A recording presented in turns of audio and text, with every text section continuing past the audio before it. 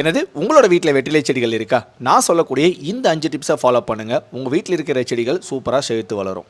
Tips number 1, வெற்றிலை செடியை பொறுத்த வரைக்கும் ஃபுல் அவுட்டோர் பிளான்ட் இல்லை செமி ஷேடில் வச்சு வளர்க்கணுங்க. இன்டோரில் வளரவே வளராது.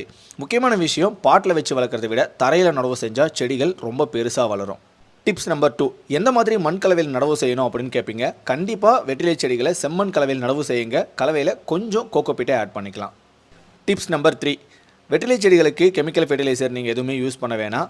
வீட்டில் கிடைக்கக்கூடிய மாட்டுச்சாணத்தோட தொழு உரம் இல்லை வெர்மி கம்போஸ்ட்னு சொல்லுவாங்க. மண்புழு உரம் கிடைச்சதுன்னா மாதத்துக்கு ஒரு முறை செடிகளுக்கு கொடுத்துட்டே வாங்க. உங்களோட செடிகள் நல்லா சூப்பராக வளருங்க. டிப்ஸ் நம்பர் 4, வெற்றிலை செடியை பொறுத்த வரைக்கும் இலைகள் நல்லா பழுப்பு நிறத்தில் இருக்குது, மஞ்சள் நிறமாக மாறிட்டு இருக்குன்னு சொல்லுவீங்க. ஸோ இதுக்கான காரணம் நைட்ரஜன் டெஃபிஷியன்சி. மாட்டுச்சாணத்தோட தொழு உரத்தை கொடுக்கறது மூலிமா நல்லா க்ரீனிஷாக இருக்கும். முக்கியமான விஷயம், ரொம்ப வெயிலில் வச்சிட்டிங்க அப்படின்னா கண்டிப்பாக கலர் சேஞ்ச் ஆகும். அதுக்காக தான் சொன்னது. செமி ஷேடான பிளேஸில் வச்சு மெயின்டைன் பண்ணணும்னு சொல்லியாச்சு. உங்கள் வீட்டோட வராண்டாஸில்